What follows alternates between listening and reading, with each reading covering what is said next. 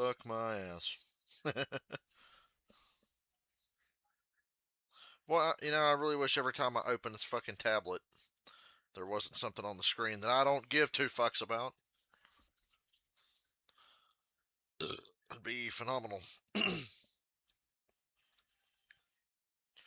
T-Mobile doing this to spite me because I'm not with T-Mobile anymore, but I kept the fucking tablet. Well, they told us to keep the tablet.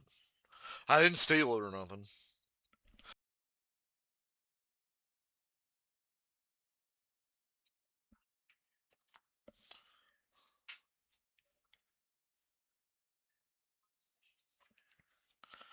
Talking to myself again. Yep,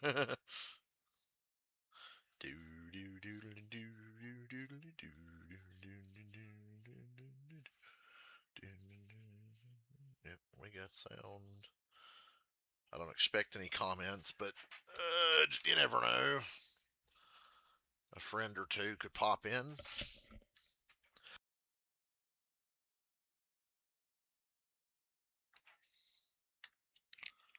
Is the raw feed thing not going to work? Am I really stuck with this dumb shit with a big fucking blank space there? You know, because ads.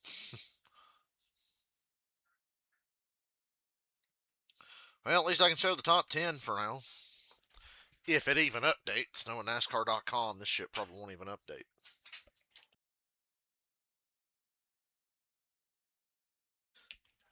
Weird vibes. A truck race on a Friday at 4:30. Usually it's a Saturday night, 7 or 8, Saturday afternoon or Saturday night, but we're on Friday in the middle of the damn day. It is hot as fuck in North Carolina. Give me back my cold weather that I love so much. I don't get to go swimming and do cool shit in hot weather anyway. Turn that FS1 bullshit up. Good crowd for a Friday afternoon for a truck race.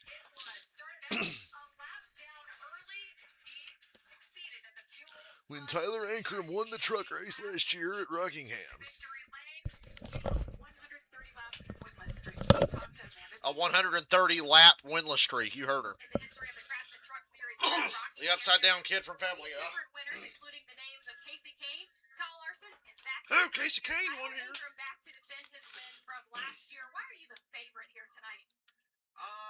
Great question. Tonight. It's not even 5 p.m. and you saying tonight? Ever since we got here to the track, I've had dozens of people walk up to me. It's like, we're repeating, right? It's like, yeah, we are. So we're starting a lot better today. Our landing Chevrolet was pretty good. I was really happy with our long run capability. Like I said, starting way better than what we were. I'm hoping if we do win, it doesn't take half as much work as it did from last year. Thank you, Amanda. Yes, it was a lot of work for him. But chance of a stray shower, 20-30%. It is hot weather, springtime in North Carolina. That gives you confidence. You can hear that in Tyler's It's like 30% chance of rain at 5. Confidence, so you got to get that into it. As you mentioned, he doesn't have as much work, Phil, to do. Last year, after stage 1, he was a lap down, so never out of it. You always got to keep fighting. Remember, that was his only win last year, but he also made the Final Four, so he had an outstanding season there for Bill McAnally. Now, these drivers had practice earlier today. It was a 15-minute session, but we had a little rain interruption. But what did we learn about this team? Oh, they already had a stray shower there earlier. They got to victory lane, so what did we learn today? Yeah, well, I think what we learned is that obviously their weekend's going a lot better already, right? And Tyler alluded to that. Qualifying a little bit better than what they did last time. Not quite as much work to do from that standpoint, but he was also pleased with the handling and said that as much as that in the interview. So I think that we learned they could be capable of doing the same thing again. And who knows how this race is going to play out. You could have strategy. You could have a number of different things. McAnally, Hilgeman Racing talk about their winless streak at 22 races. They want to end that tonight just like they did last year. Well, without further ado, let's head trackside once again for the most famous words in racing. Who says they're the most famous words? Here to give those most famous words in all of motorsports, please welcome retired brand ambassador, Frankie Underwood. On behalf of 1,300 associates and 80 locations across the We don't give a fuck. Virginia and Tennessee, as well as our educational partner, Southeastern Community College. It doesn't matter if you're in Austin or Boston. Say go, Waco. Can you just... K-Ron or the Budokan. That's in Japan, you know. Black's Tire has your back. He rehearsed that in the mirror? Drivers, start your engines! Oh. Well done, Frankie. That was a Funny, I've started streaming trucks now that nobody ever watches me anymore. 200 miles of racing is coming your way. We'll set the final Chandler Smith story. asleep in his truck. Drop the green flag. That's coming up next right here live from the Rock. Like a rock. Oh, like a rock.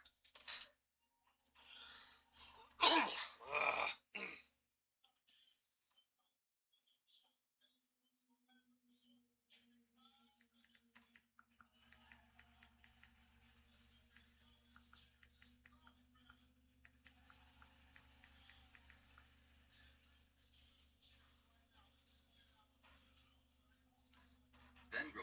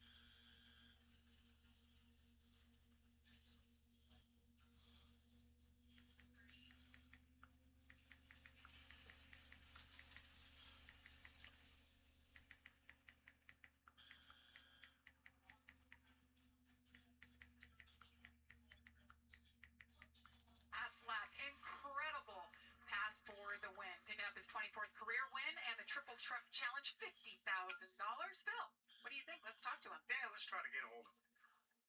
Hey, Corey, I'm Phil, Jamie, and Regan up in the booth. You got a copy? I got you. Well, buddy, you did an outstanding job at Darlington. Was really, really fun to watch. Now you're going to take yet another try. Good to see Corey Haim has a ride this week. You probably don't know this, but if you win, it's Eligible for the $100,000 bonus and the Triple Truck Challenge. Yeah, I mean, I'm really excited. You know, I feel like I actually have a better truck than I did at Darlington. I felt really good about this thing in practice. I committed a little bit of qualifying and probably lost a little bit of depth, so I felt like I could have been better there, but felt really good about it in practice. So super thankful for everyone that's number one Robin Hood Country Group, and looking forward to it for sure. Got a lot of incentive today to go and win, so that's what I'm here for. Well, that's bad news for the competition if you're that confident. But good luck, buddy. Appreciate it, guys. Thanks. Carson Hocevar always gives us something to talk about. Tonight he starts 16th. Regan, let's talk to him. Let's go ahead and do that. Carson, this is Regan in the Fox booth. You got a copy, man. Yeah, man, I got you. You traded in the suit and tie from last year for a racing suit this year. What are the expectations in that 77 this evening? To win. Yeah, every time I drove it. Because he hasn't done it on Sunday yet. A soap opera of a race, but at the end we're always having a shot to win. So, yeah, hopefully we have a little bit calmer of a race. But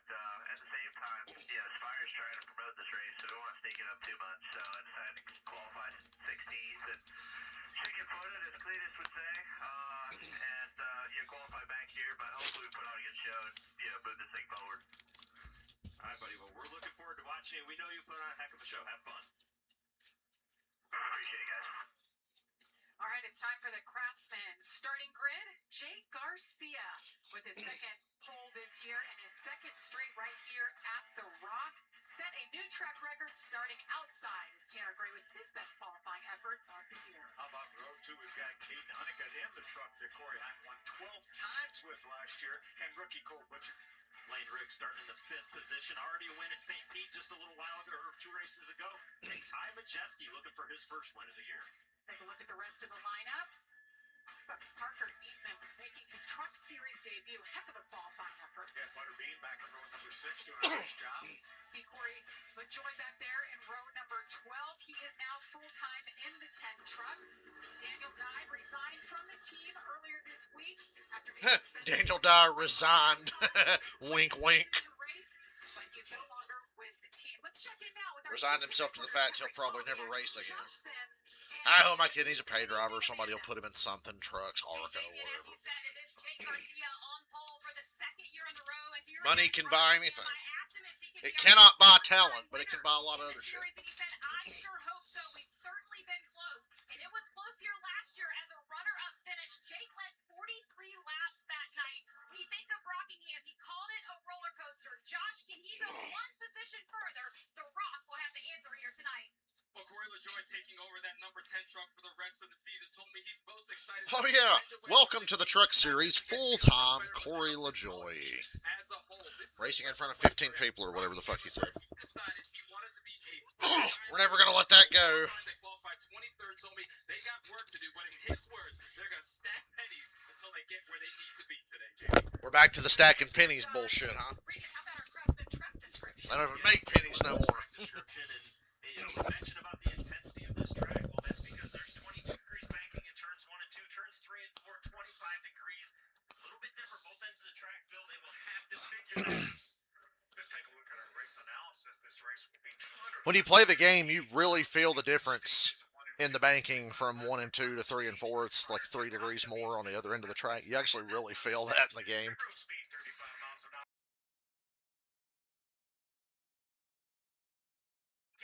Few little sprinkles throughout the day. Overcast right now, 78. Overcast. Luckily for the people who are there. I wish I was there. I wanted to go to Rockingham at least for tomorrow, but Dylan's got a birthday party he has to go to, so it's no big deal. We're going to Bristol next week. $50 for a Bristol ticket. Can't beat it. Easter weekend. I will be there next Sunday. Opportunity for the drivers to pull their belts just a little bit. For this weekend, I'm doing trucks in the Raleigh series by Jake myself. Garcia, a little redemption. Nobody here, nobody in the chat, nobody anywhere. Was the race that got him Just an echo chamber. Me and my honest thoughts and opinions. came up one spot short. Excuse me. Tanner Gray with a great qualifying effort here today. So let's get this shit show on the road. Starting outside. It's the truck series at the Rock. Here we go. If you smell what I'm cooking, 15 spun the tires a little bit on the inside there. Rockingham. Just a little. Bit of wheel spin from that 15 on the inside. It's all good when they get to turn 1. It actually helped him through turn 1 because he backed up the corner. Which is how you want to drive this place. You want to really back up turn 1. Oh! Up the track. Ran the 98 wide a little bit there inadvertently. Takes the lead. 3 wide per second. My God, here comes Caden Honeycutt. Look at this racing. Car trucking a wall. Trucking a wall off of 2. Or in the middle of 2, but Fox ain't going to acknowledge it. So, if no caution comes out, I guess don't even bother. Tanner Gray, Caden Honeycutt, Butcher, Majeski, Garcia down to 5th from the front row. And it was the 44 that got in the wall. Big damage on the right rear for Andres Perez. The asshole who always wins Lime Rock Park in NASCAR 25. Damn, I mean, he was fucking wrecking. I bet the handling of that truck feels real good right about now.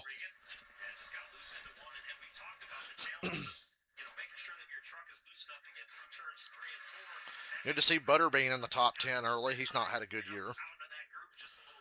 Rough start for the Ram trucks. I mean, no. Oh, and speaking of rough starts, Mini Tyrell, hang on. Oh, Mini Tyrell was quite the show in that Cars Tour event.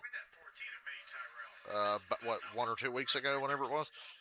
That was close and a great save by Mini Tyrell. Still don't think Mini Tyrell should have won race for the seat, but you know, Started 12th with that wall contact. He's fallen it's back not my to hill to die on. Here's another look at it. Watch that 14 truck on the bottom. Gets in the throttle. It's going to get a little bit loose. It gets The 44's out of control loose because goddamn, and he was the one who bounced off the wall again when Mini Tyrell got sideways. What I'm starting to say is we see Shout out to Ty Dillon in the 25. to stay out there right Ty Dillon and Carson Hocevar don't believe in off weeks. It's going to be a problem for the entire race. You got to hope that there's nothing on that rear tire right now as well. I haven't seen any smoke, so hopefully he's good. He's begging for a caution, but he just didn't wreck quite hard enough to get one. Body clips at 38 of Chandler Smith. We talked about the fact he had to start from the rear. He's already up about 8 positions so far. Yeah, he had an issue with qualifying because we certainly expected a lot more out of him this practice. Went into turn 1 in qualifying and a broken right front shock on that truck and took it way up the racetrack and had the same problem in turns 3 and 4. So obviously we knew there was something there, but this is going to be fun to follow along with him. You see right there on the right side of the screen, plus 9 positions for Chandler Smith. Chandler Smith and Carson Hocevar are slicing through the field. Just 8 laps in, Chandler Smith on the move as he works his way around or trying to get around Connor Hall, who's making his debut with Nice Motorsports. Nice. Yeah, we know how good that 30 Nice. we dropped the green flag, and he is not disappointed.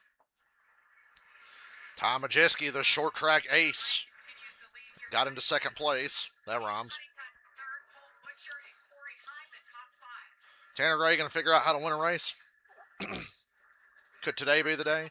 Oh, who am I kidding? Corey Heim's 5th. Honeycutt's 3rd. Majeski's a fucking short track monster. Tanner Gray leading right now is just not gonna last. Number 1 as he moves to the inside of Corey Heim to 4th. Fastest truck on the track. To the surprise of absolutely no one. He's going to win the championship this year, isn't he? They're going to find a way. He's going to get in the chase, and then he'll have a ride for the last few weeks of the year, and Corey Heim will be truck champion again. Arguably the fastest truck in the race. And Arguably. Now the numbers show it. be doing an injustice if we didn't think that with him at this point. So Tanner Gray continues to lead this season, so off to a strong start. Like 10 laps and counting so far today.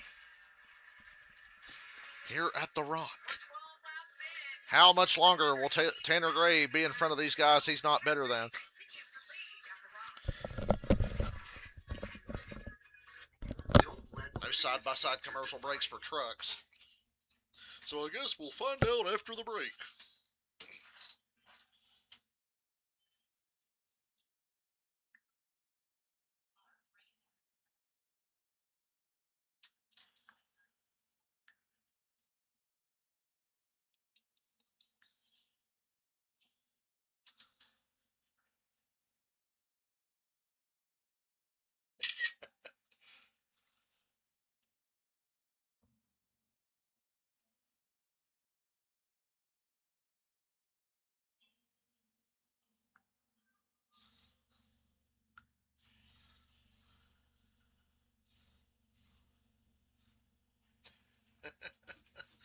Ah, shit.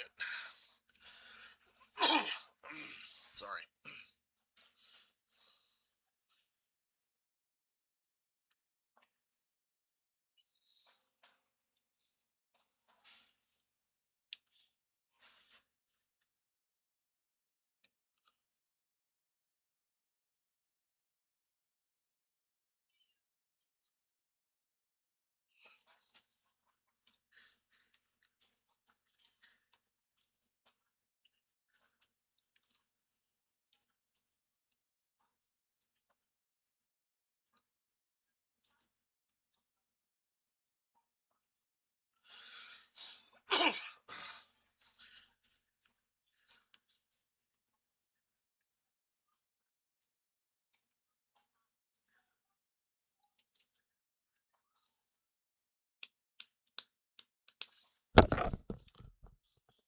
Corey Heim's up to 2nd during the commercial.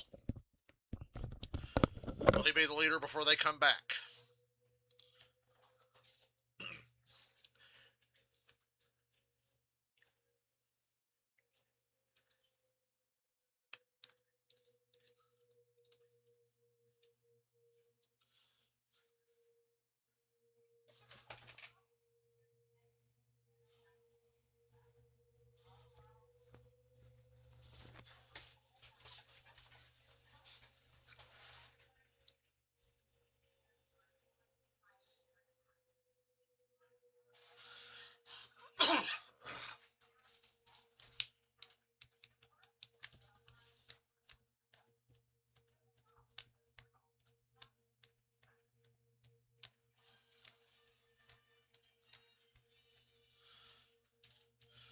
a new leader.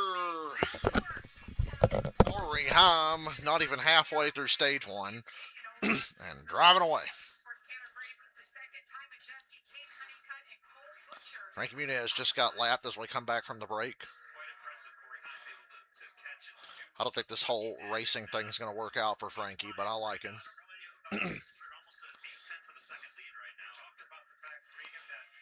He's so fast, he makes people that are fast look not fast. Ty Dillon running 30th, just trying to stay in tune with where he'll run at Bristol next week in the Cup car.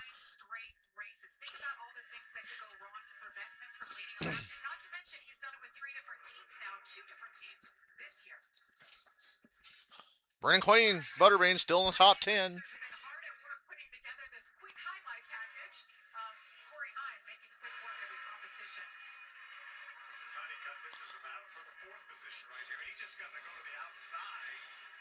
Honeycutt's like, I thought I got the opportunity of a lifetime to drive this 11 truck, and then the motherfucker that drove the 11 truck last year's working his way back into probably being full-time again, driving the other truck that I was driving.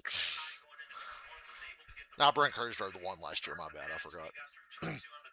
Honeycutt finished the year in the 52.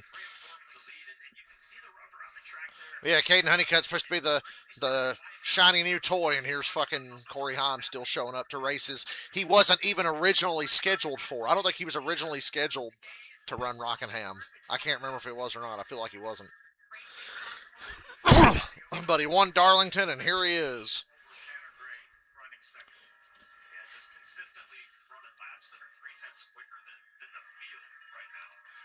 Corey Heim is so beyond trucks. He should not be here anymore.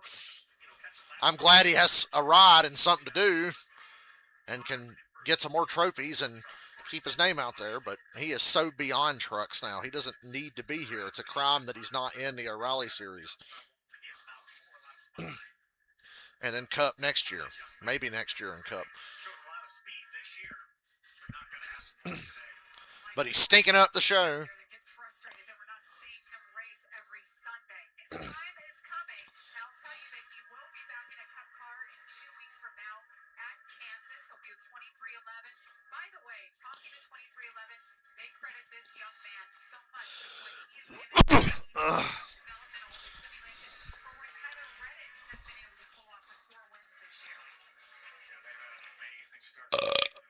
Excuse me.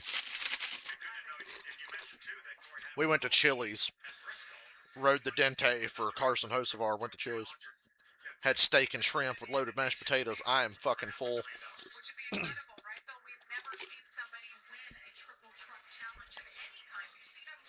Ty Dillon, last truck on the lead lap. Not for long. He's about to be first truck a lap down, and then that won't last long either.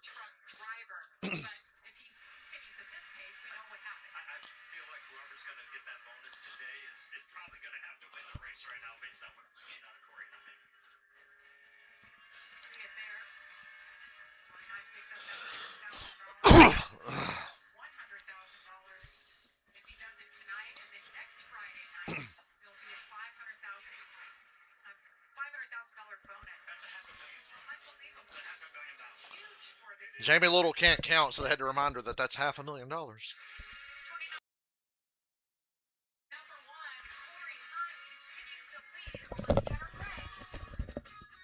Stinking up the show when he should be racing on Sundays. Sunday, and Saturday.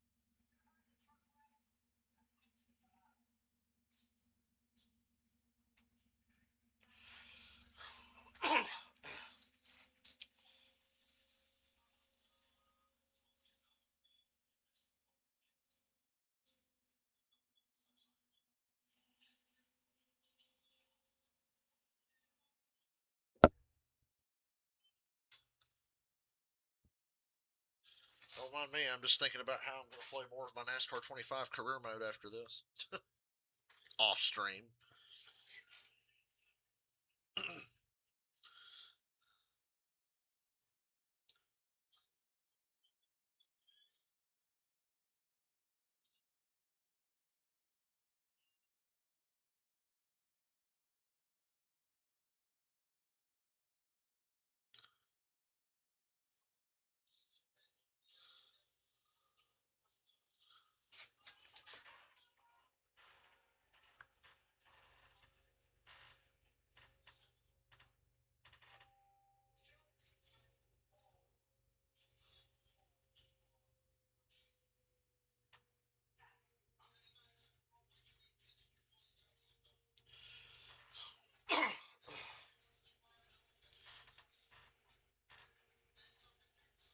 Back to the Rock.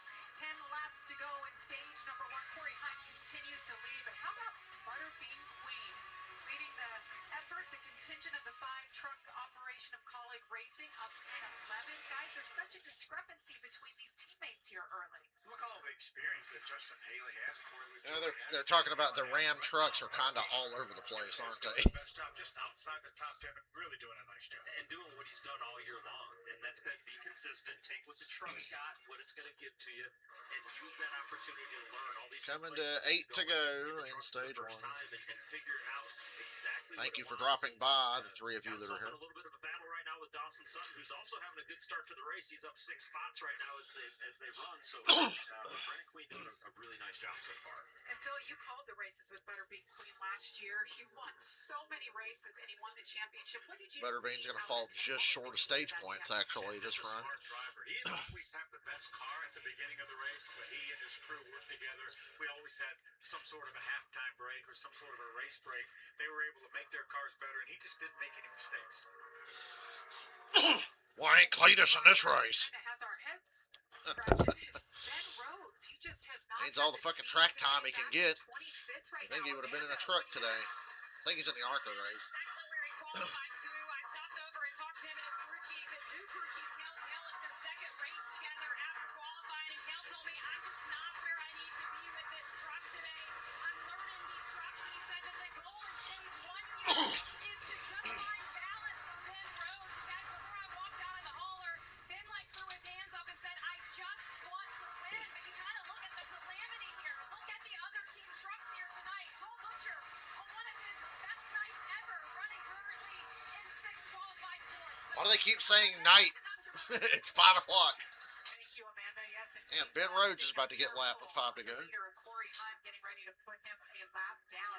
Not what we expected. Phil, at the top of the show, you talked about drivers that are going in the right direction and doing so well to start the season, but he wrecked early at Darlington. There goes Corey Heim around. Wrecked early at Darlington. Night was over before it began, and then tonight and today, it's just, it hasn't been the normal Ben Rhodes. And right now, he has to hope that Corey Heim is not going to pass those trucks to take him out of the free pass position, but I don't think there's any chance of that happening or not happening, because he's going to probably pass all these trucks with contact. Good grief. That's Yeah, time to start racing like morons in front of the leader. Woohoo! That's Caleb Costner. 14 in that mix as well. Corey Heim's got a 4-second lead on Majeski. Right now for Corey Heim as you come up the lap, all these guys 3 to go in stage 1. Had some lappers driving like dumbasses there for a lap, but it worked itself out. Start pushing a little harder to try and stay on the lead lap, but Corey's able to navigate that and find his way through it. It got a little hairy for a moment, though. It did. That took Ben Rhodes out of the free pass position. You know, the good news for Ben Rhodes, I know he's not happy about being a lap down early. Tanner Gray about to lose 2 more spots. Got the lead early from Battle for third right Garcia. there. Honeycutt gets And now at the end of the stage, he's going to wind up 5th probably. I think Lane Riggs will find a way around him here with 2 to go. Lane Riggs is going to try to do the same thing with that 34 truck. Remember, points on the line here in another lap and a half or so. This is for the 4th spot, down to the end. Go, 1 to go. Heim, Majeski, Honeycutt, Riggs. Tanner Gray drops to 5th. Corey Heim with a 4.7 second lead over Ty Majeski. He's in a league of his own, gentlemen. Sure is. One would say he's an extraordinary gentleman. Corey Haim wins stage 1. Sammy Smith won our O'Reilly race. Should we just go ahead and give him the trophy? Corey Haim picks up his 44th career stage win. He makes it look easy, working his way through traffic. He'll take home the green and white checker for stage number 1 battle to the end. Stay with us. Pit stops coming up. Exhilarating stuff here on this Friday afternoon, early Friday evening.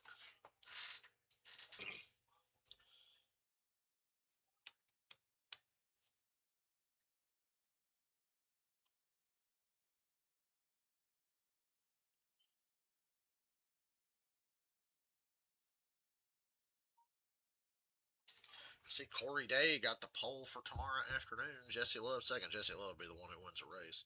Parker Retzlaff qualified third again. Retzlaff top 5 in qualifying in the O'Reilly Series. Should be a good race tomorrow. Probably better than this one. Corey Haim's going to stink this one up. He's already in the process of doing so. Good thing we throw a caution for no reason and ride around for 15 minutes.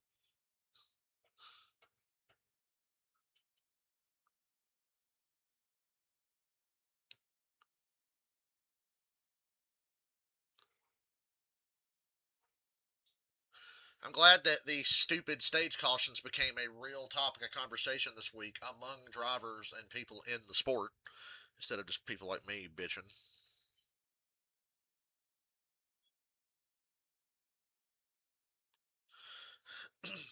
Drivers were actually complaining in car during the Martinsville Cup race last week of like, why the fuck is this caution taking so long?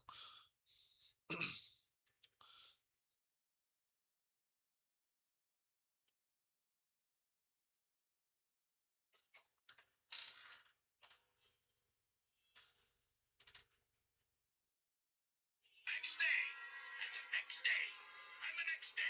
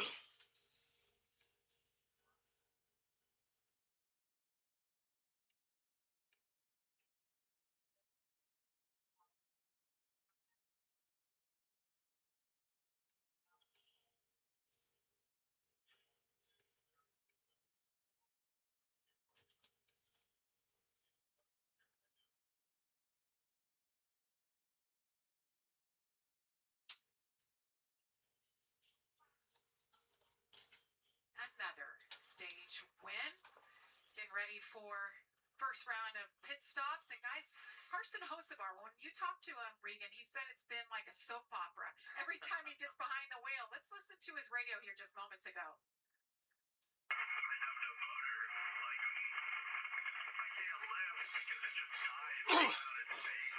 Hocevar is having potential motor issues. We're going to raise the hood and see if we see something obvious that's causing your problem. Maybe a plug wire off or something like that, Regan. It doesn't sound right. Yeah, I feel like we would hear that potentially, and like he would hear that, and it's odd when he says he lifts and it dies. Not sure what that is. Not sure that they're going to be able to find what that is, and Carson may just have to try and go wide open for the rest of the race if that's what's going on. I don't think you could use a brake, I guess, to slow down for when you need to, if worst case. But not a good problem to have. We'll have to see if they can figure something out here. Well, he did already come down pit road one time, and they took a look at things. That was 2 laps ago. So we'll certainly keep an eye on that. was running 13th at the end of the stage, but I'm sure that wasn't, that wasn't certainly what he wanted and what he felt. So he came down pit road. They're going to open the hood when pit road opens here. So as the drivers make their way around turns 3 and 4, pit road is open. They'll be filling up with Sunoco race fuel with zero carbon bioethanol. I'm sure we're going to see a lot of changes and adjustments to the rest of the field. Corey Heim, maybe not so much. They're coming your way, Amanda.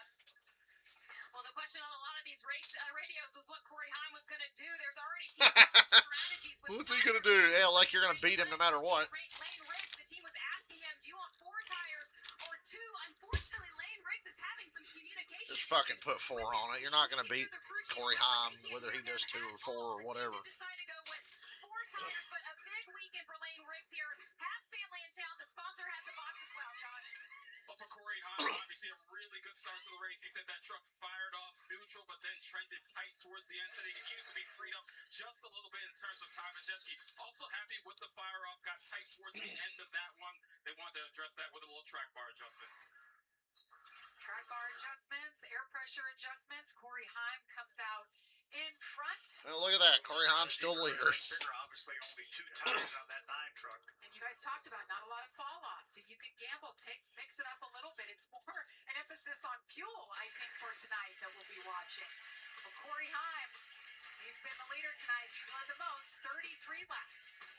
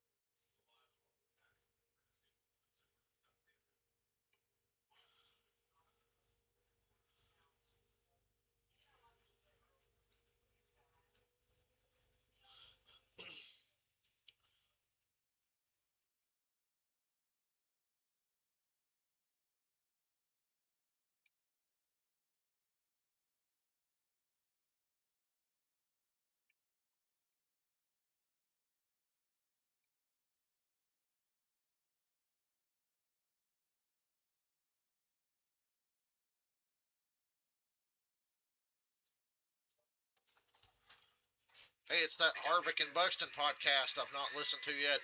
I saw they had Dale Jr. on there, and I almost clicked play, and then I was like, do I really need to hear another Dale Jr. interview, considering he does like 3 podcasts a week?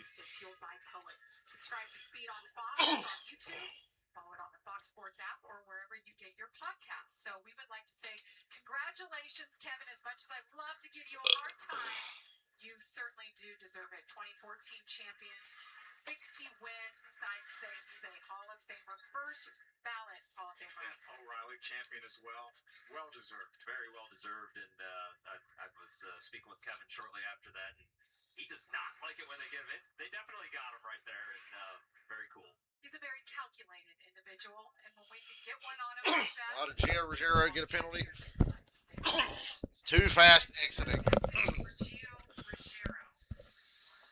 break for Gio. Tough break, buddy. Up until that point, he's going to have to work hard to get back through the pack here. Yep, he'll restart 23rd. We've had 2 leaders so far today. Corey Heim has led 36 laps. Tanner Gray. Bet you Corey Heim leads about 36 more here in this stage. That's how many laps are left when they take the green here. Because we have to ride around under caution for 15 minutes. We as a society are over stage yellows, aren't we? Now that other people are bitching loudly about it, I'm going to continue to bitch even louder. Green, green. Stage 2, Enfinger getting a good push from Majeski. 2-tire strategy for Enfinger gets him the lead here. How long will it last? There's not a shit ton of fall off. Corey Ham has, how about Tom Majeski not moving to the inside of Corey Ham? Maybe we're speaking too soon. They made some adjustments. Josh was talking about a track bar adjustment for the 88. Lead just inside of 20 laps to get the lead, but I expect that truck to get better and better. Enfinger continues to lead. Corey Heim all over him, looking for the clean air in 1 and 2 here. Majeski's definitely the MVP. He got Enfinger out front. Best thing for Majeski is that it hurts Corey Heim a little bit to have to be behind someone for however long it lasts. Such a good shove, and on 2 tires, that's difficult to do. So nice job by Grant. Time it just right. He's well as tie to help him out. Here's Corey Heim around the outside. Oop, got to run on the outside. Oh, Enfinger just cleared him off of 2, and then Heim takes it to the bottom. He's going to pass him into 3. No contest. New leader. Looks like the old leader, Corey Heim. Majeski's going to follow him through to 2nd. And that's stage 2. Thanks for watching. Tune back in about 30 to 35 laps, whatever. Honeycutt into 3rd. So, late in the race, couple laps, 2 tires, definitely viable, but Enfinger dropped to 4th as soon as he lost the lead. But it took about 3 to 4 laps.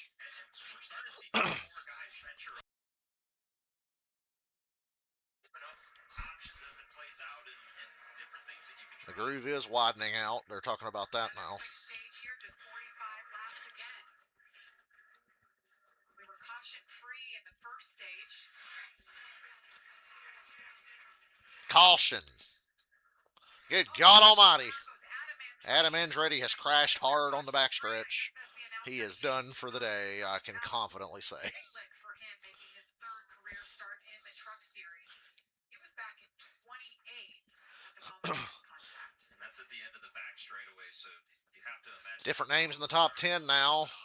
Daniel Hemrick, Stuart Friesen. Running out of the radiator, unfortunately for him, that is going to end his day. And Yeah, I'd say that's a day ender. done a really nice job in the 2 races. Bold take there from Regan Smith, but I'd have to agree. Same truck, I believe, that Corey Heim drove to victory lane 2 weeks ago at Darlington. That's the same truck that Corey won Darlington with that Andretti was driving? That's crazy. Get the speedy dry out. Adam Andretti just Getting a head start on the speedy dry. 47 years old, and he's a rookie in NASCAR. So let's We see have what a happens caution. here. So this will be in progress on the backstretch. See, right there, already into the inside wall, it looks like.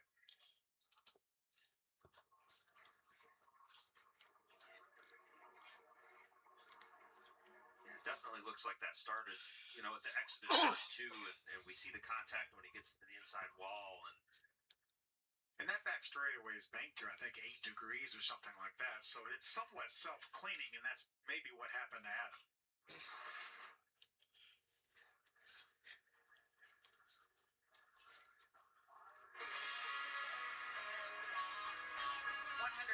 Fox Booth obviously has a lot to say as we go to the break. Speaking of breaks, I'll be right back.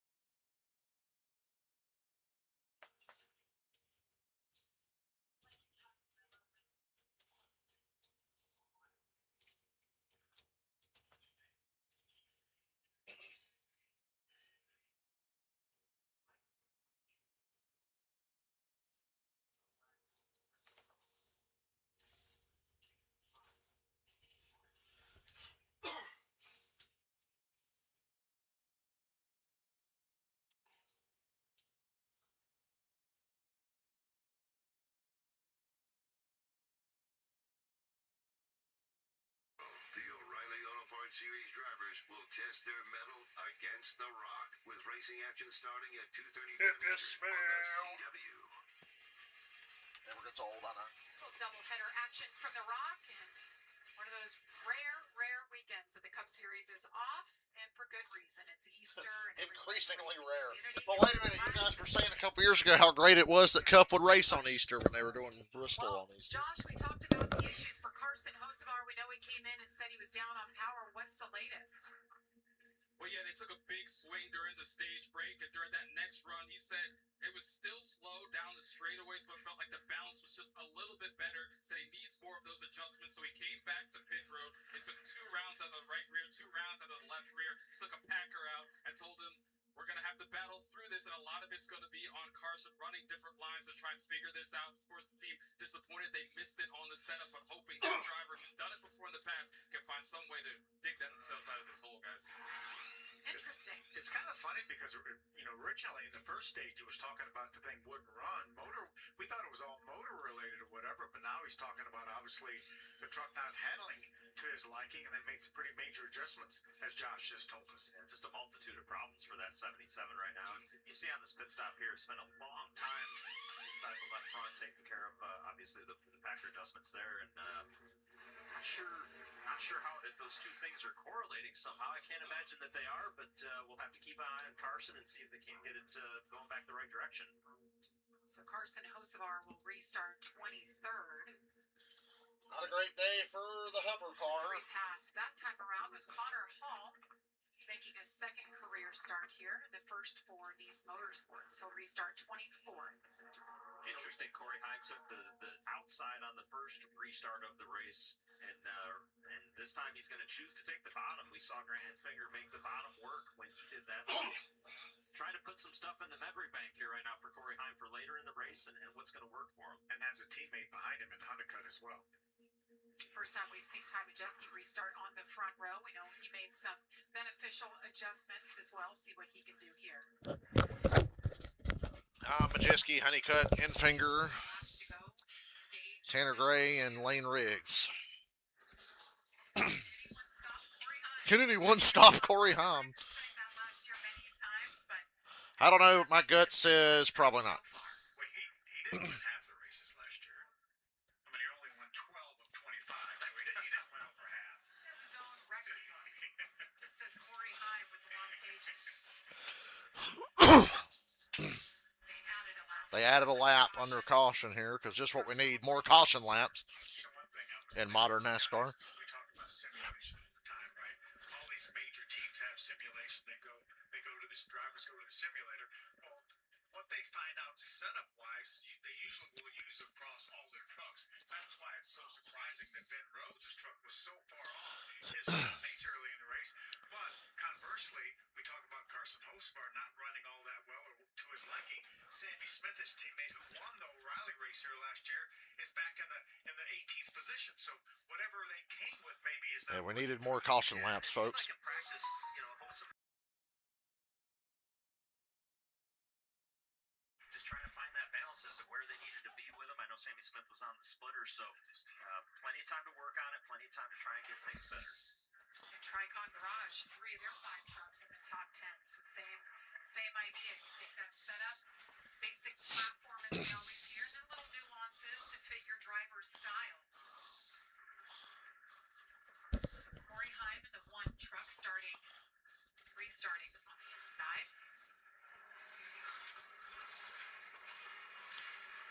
Pace truck is Okay. We resume. The dominance of Corey Heim continues. Good start by Corey Heim that time. I like Corey Heim so much. I mean, I can't even hate on it. His teammate Honeycutt. Honeycutt helped push him out front there. They duke it out for second here. That doesn't last long. Looks like Majeski's going to hang on. Leaving a lot of bottom open for Honeycutt, though. And yes, Enfinger on 2 tires is still in the top 5.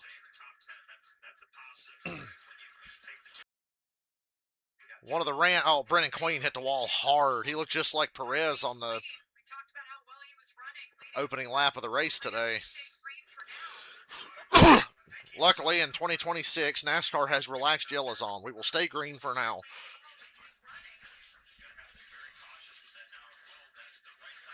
But, his race is fucked, just like the 44 early. It's literally the same scenario.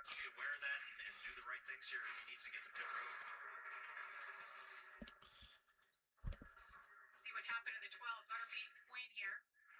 The Queen, as Elio would call him. Ooh. Hey, he got help from a teammate there. Is that old Corey got a hold of him? I don't think it was Corey. He was one of his teammates. Could have been Ty Dillon. No, it wasn't Ty. Minnie Tyrell. It was Minnie Tyrell. Ty Dillon was behind him.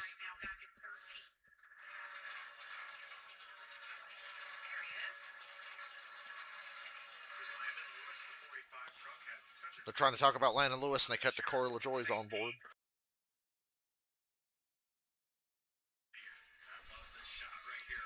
Trucks had some really good races this year. Daytona, Atlanta, St. Petersburg, Darlington, all bangers. It is a banger, and I know bangers.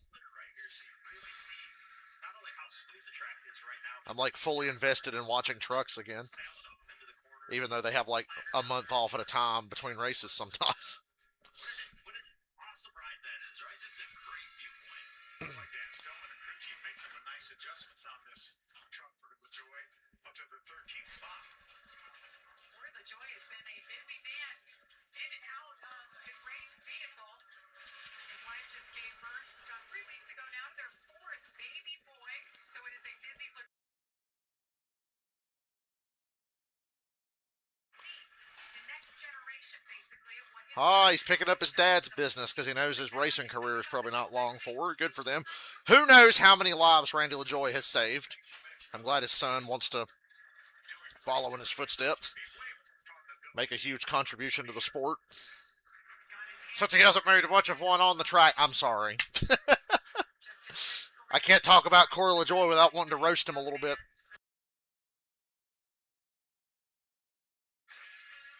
Industry plant Corey LaJoy. Meanwhile, Corey Hunt continues to lead up front on the time. Majeski. We're racing at the Rock. They're racing. Well, guys are trying to race. Majeski's making them all look silly.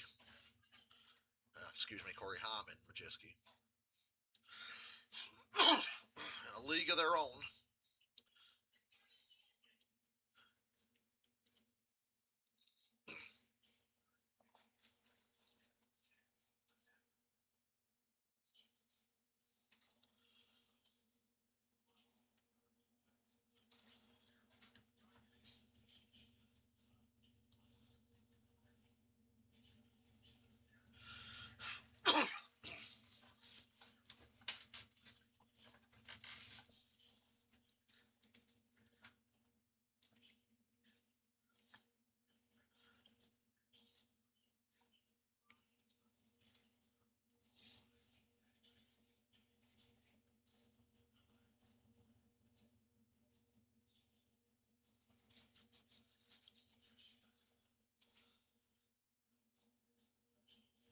Off topic, but I woke up so fucking early today. I woke up at like 6:30.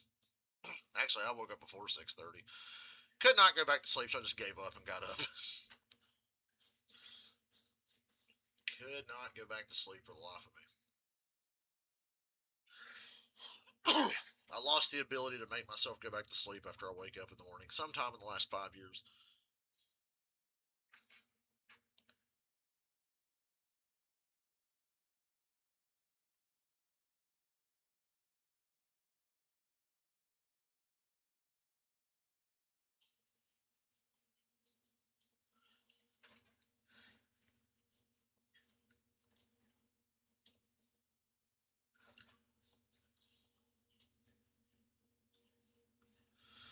Hell of a battle for fourth shaping up. Infinger, Tanner Gray, Lane Riggs. Lane Riggs hasn't been that good this run.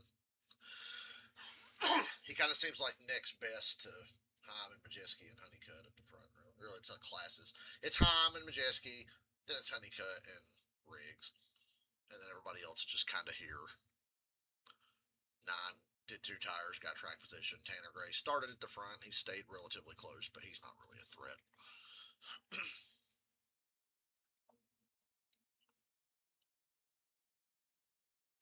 Infinger is fighting hard to stay in front of Tanner Gray.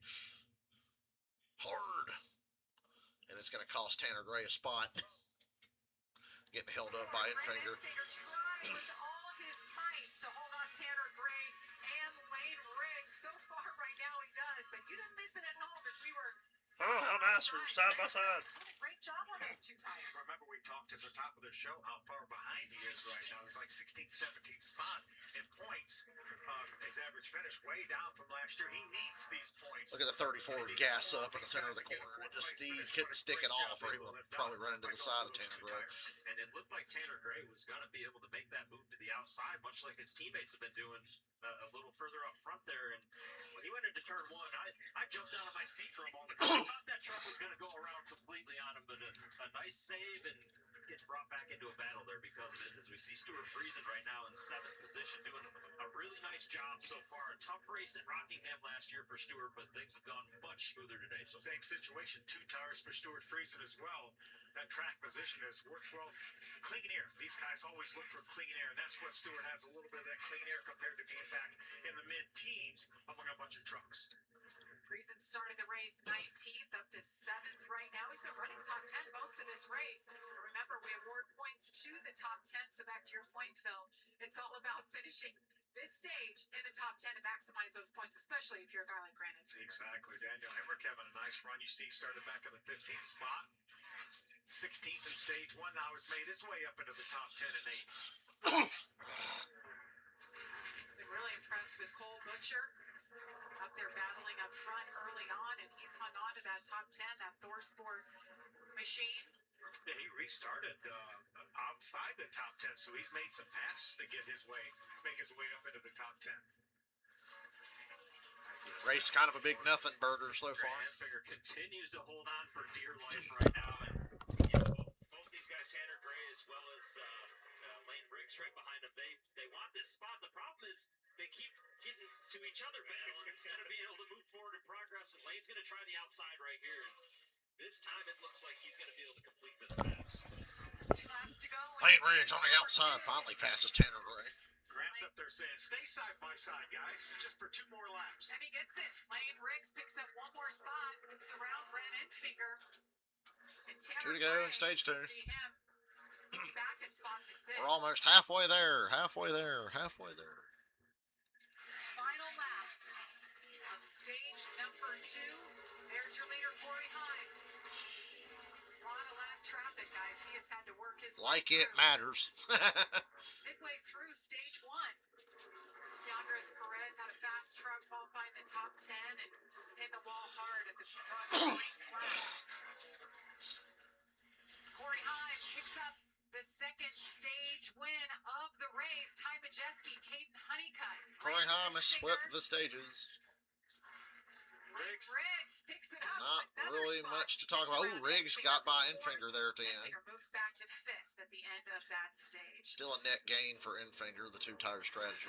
3 or 4 13th spots. time that Corey Heim has swept the stages in a race. Can he hang on and win the most important? Yawn.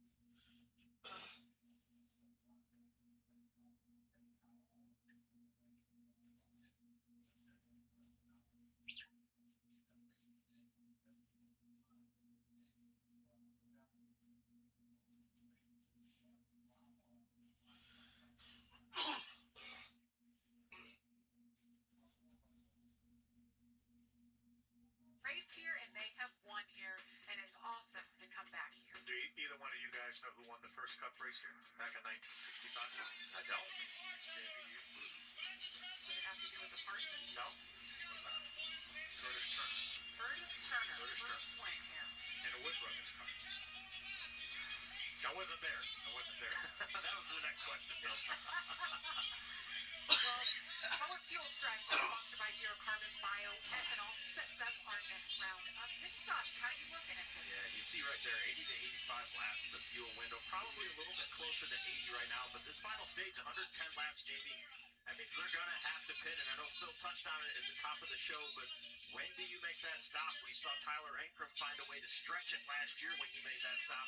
Does somebody try that depending on when these cautions falls? This is going to mix some strategies in here on this last stage. Yeah, I think that means around lap 110, if we get another caution flag, then I think these crew chiefs have to make a decision. Do we want to stop now and try to stretch and have our drivers save us some fuel? Pit road will be open now. Corey Heim will lead them down pit road. They'll be filling it up with Sunoco race fuel with zero carbon bioethanol. They're coming your way, Amanda. Yeah, Grant Enfinger was super happy with that two-tire strategy. He told his crew chief, great job on being gutsy there. And they said, great job on hanging on. Grant said, surprisingly, that truck had a lot of balance in it. Just with two tires, as you can see, it will be 4 tires for Grant. But also asked for water with some ice. Josh, the guy is thirsty. Well, for Corey Hines, swept the stages, felt like that adjustment at the end of stage 1 made that truck even better, so he wants no adjustments this time around. Just 4 tires of fuel for time and in 3 and 4, they made a track bar adjustment last time. They made a small one again this time. Corey Heim is going to win the race off pit road again. You see Chandler Smith right there in the mix this time. Not even close this time. Discussion on the radio. Ruggiero, 2 tires up to second. This truck is just too good. Control our own race. We saw another little. Oh god, I gotta piss. I'll be right back.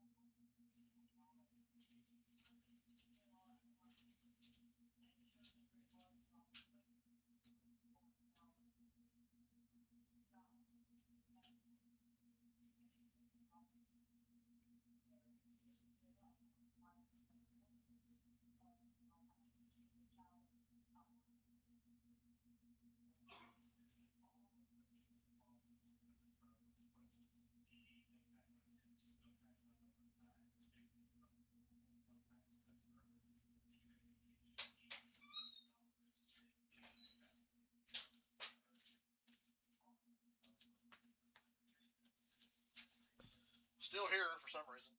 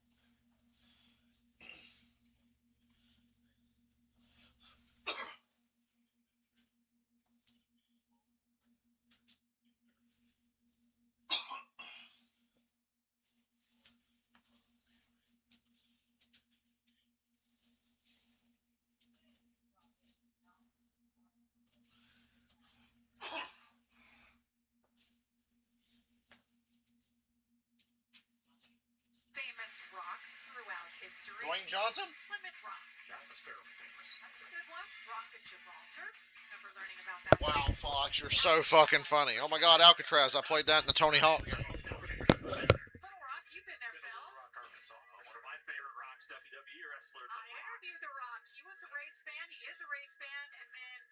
NASCAR's favorite, Rockingham. My favorite. Nah, The Rock said he doesn't care about race. He transcends race. Oh, wait, we're talking about actual racing. My bad. NASCAR came back. Craftsman Truck Series, the Rockingham race will be tomorrow. We'll take Sunday off for Easter. And we are choosing it up. Corey's going to take the inside again. It worked well for him last time. I think that he learned after that first one. And on the inside behind him is going to be Ty Majeski. So you know you got a good pusher back there to get you a good start. I think it's just a shorter way around, Regan, on the inside, because they're going to run wide open through 1 and 2 as they're getting up to speed. Yep. So Corey Heim has maximized points in the stages today, winning both stages. He gets 20 points. You see how they stack up throughout the rest of the top 10. How about Parker Eatman, guys? I know we've mentioned him a little bit, making his Truck Series debut. He's been in the top 10, picked up 3 points today. Good for him. And I have 102 laps to go here. Interested on this restart here. You got Gio Ruggiero. Tire wear negligible. Of Corey Heim, of course, his teammate, but Only one dominant truck.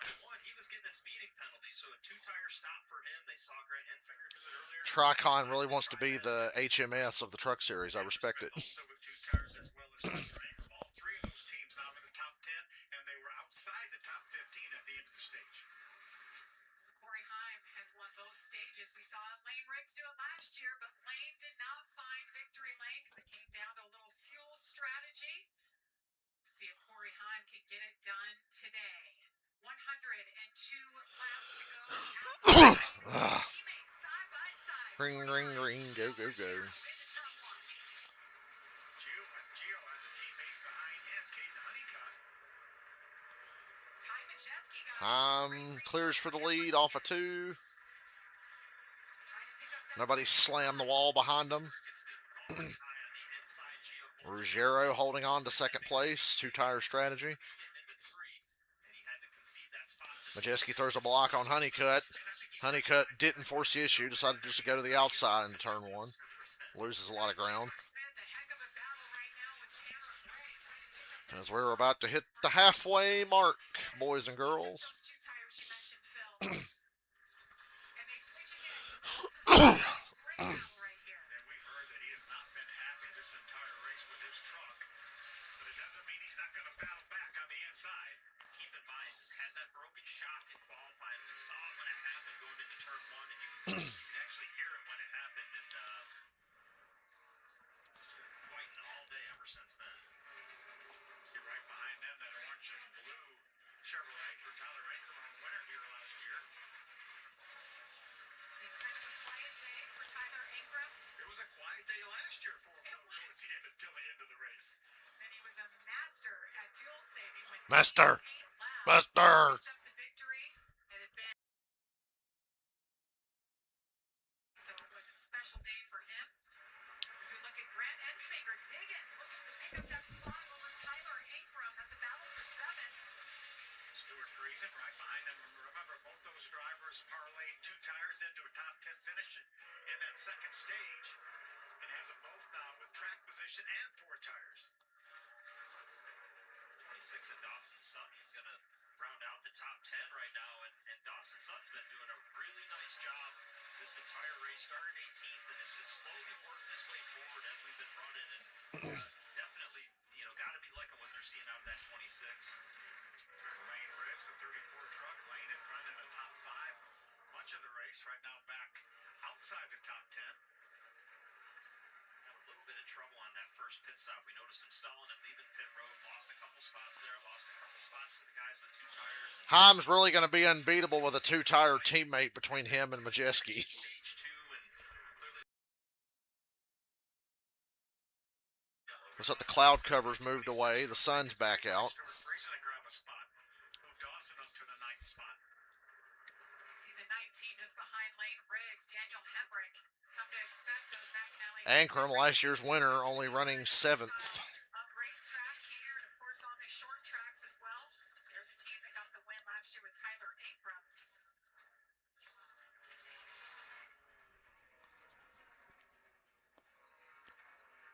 Jake Garcia, our pole sitter, set a blistering pace. Excuse me. We saw a broken track record, but right at the start of the green flag, he fell back. We haven't talked a whole lot about it today. You see it there. They went into turn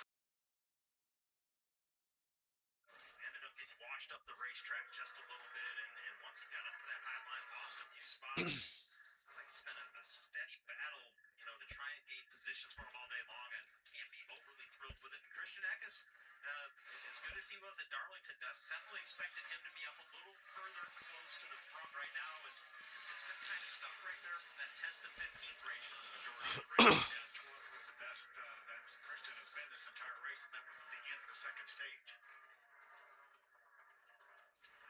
Let's get an update on Jake Garcia, Amanda. Sorry, Cole Butcher in the 13th.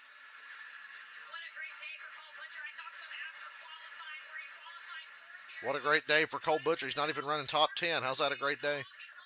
Qualified well. Haven't been running great. They're 13th. How's that a great day?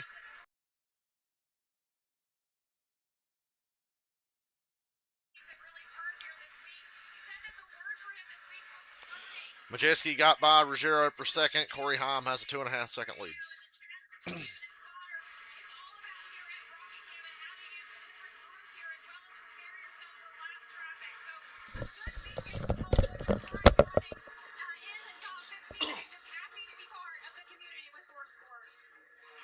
Thanks, Amanda. The 29-year-old from Canada moved to Charlotte 3 years ago to pursue his dream of racing here in NASCAR. And he's doing an incredible job here today. First time being at Rockingham. He really has, and he's had a couple top 15 finishes this year, so look for good things out of him as the year progresses.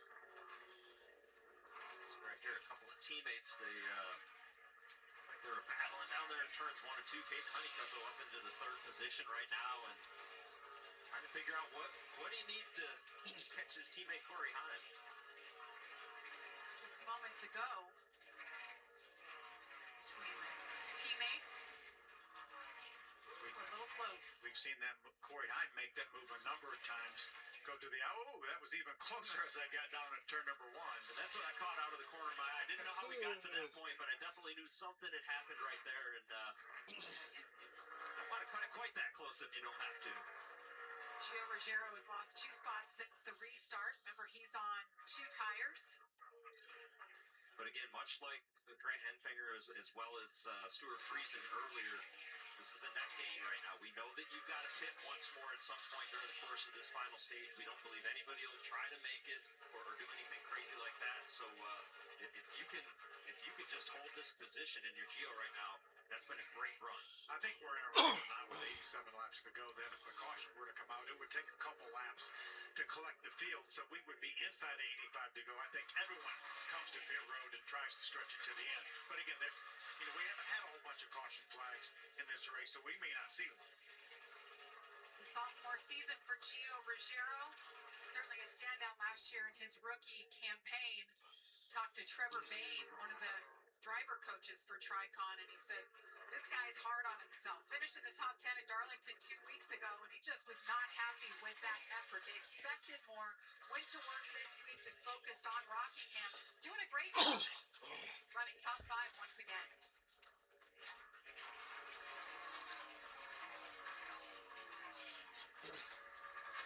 Sammy Smith, haven't talked about him much today. He's been running mid-pack. Oh, I kind of forgot Sammy Smith was in this race till I saw that paint scheme. Said it's undrivable and he's got a fucking problem. He's running 23rd. Spire is not having a good day. Well, I think Not a good day for Spire. why we haven't said a lot about him today based on that comment right there. Got a smoker going to pit road. What was that? I guess we're just not going to talk about that.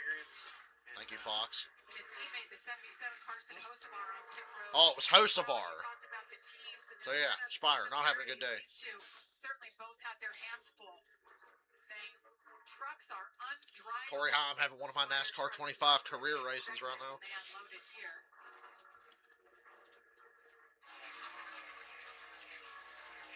Meanwhile, not a lot that Corey Heim has not done. Leading this field right now. 82 laps to go. Look at that. He wants to join those names, legendary names on the rock. Can he do it? We'll find out. If we're awake for it, we'll find out. It's 6 p.m. here on the East Coast.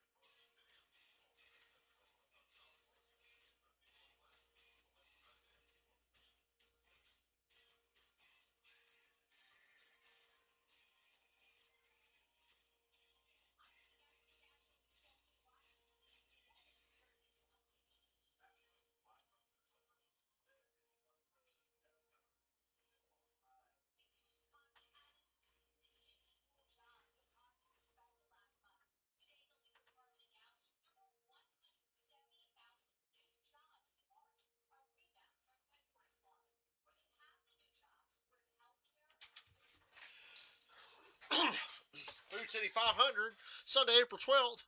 I'm going to be there. There's a Bristol commercial.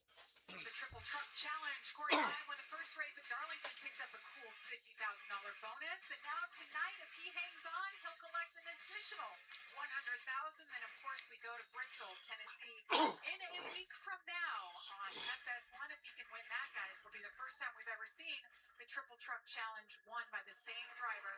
And he takes home I like Corey Haim's chances of winning all 3 races. That's a lot of money, too. in the Truck Series. That's a little motivation for him, right? Not that he needs any more. Corey Haim just wants to win everything, but that adds incentive. And we're not sure, obviously, running. He's got a 3-second lead over Majeski as we're getting into what looks like a long green flag run. That race at Darlington, I think that accelerated his plans on being here and at Bristol next week. Yeah, and this is what he's able to do, running in the 1 truck now. He won with the 5 team 2 weeks ago. Of course, they're all Tricon Garage, but it's a different team. It's a different crew chief. It's a different mentality and communication that he doesn't have like he had with Scott Zipadelli, yet he's still finding a way.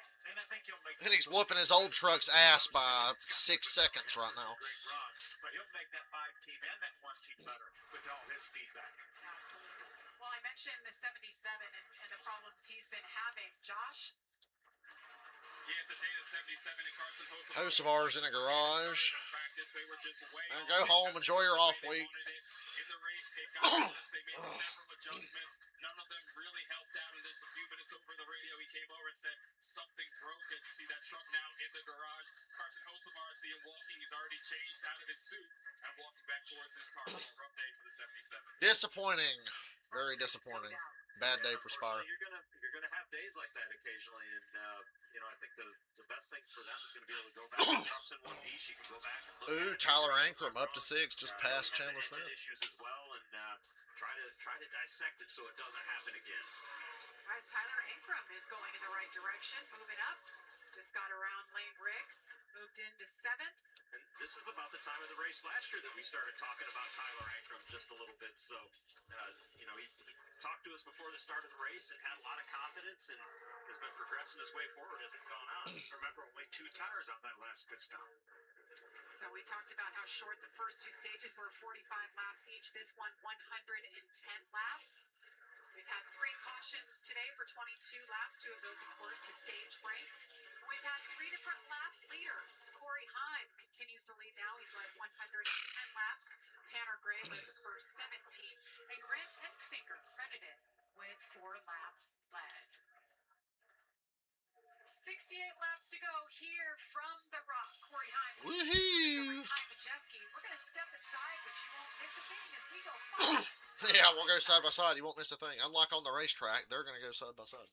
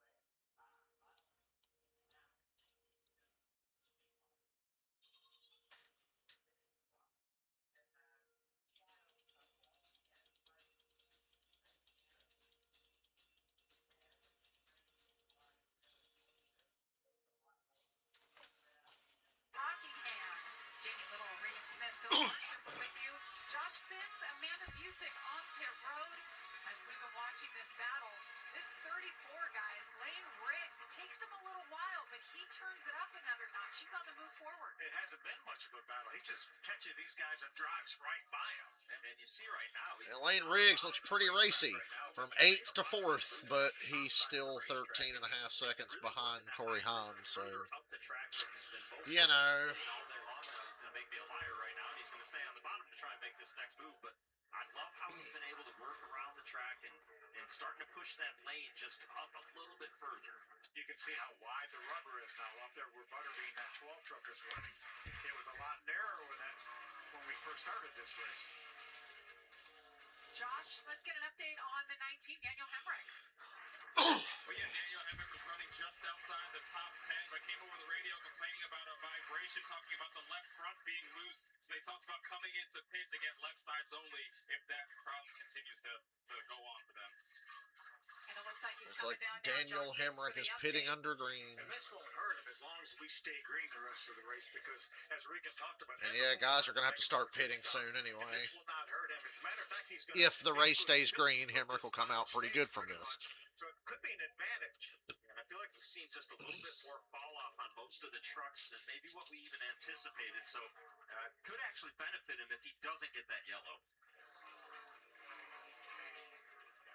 Daniel Hemrick's second stop under green. He thought he had that issue. Yeah, that is not going to benefit him at all. Take right sides here.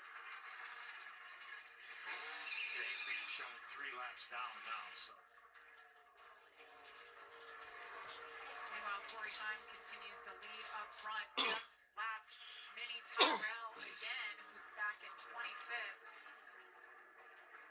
5-second lead over the 88 Ty Majeski. How does he do these things? Regan and I were talking about it. You know, it seems like just the first few laps after a restart, he's most vulnerable, and then he just never slows down. Everybody else slows down as the race pace falters a little bit. He just keeps on going. See a good battle for 6th right now here. Tanner Gray, who's had a good day all day and needed a good day. A team that maybe struggled just a little bit early on as they're catching up as well to 5th place there. Gio Ruggiero, Grant Enfinger after that two-tire call early on, making the most of that, and he's going to get the run to the inside here. Hopefully he can complete this pass. These two battled a lot today. Grant Enfinger picks up that spot. Chandler Smith right behind Tanner Gray as well in the 38 truck. Remember, Chandler Smith started in the back of the field and Chuck in qualifying up to 8th. A little bit of strategy, took right sides only. There he is riding on board.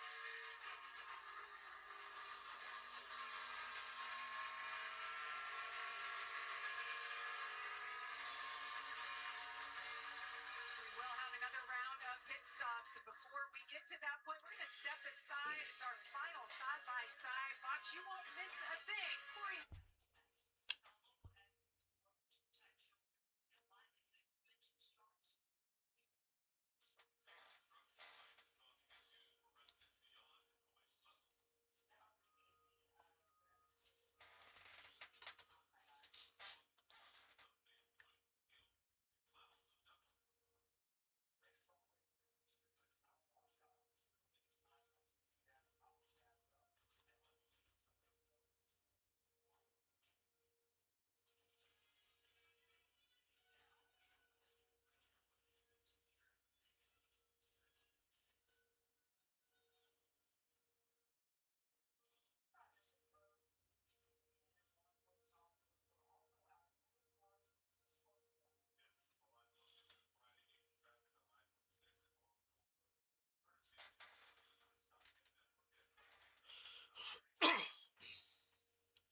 Well, pit stops have begun. I'm still here. I'm not paying attention, though.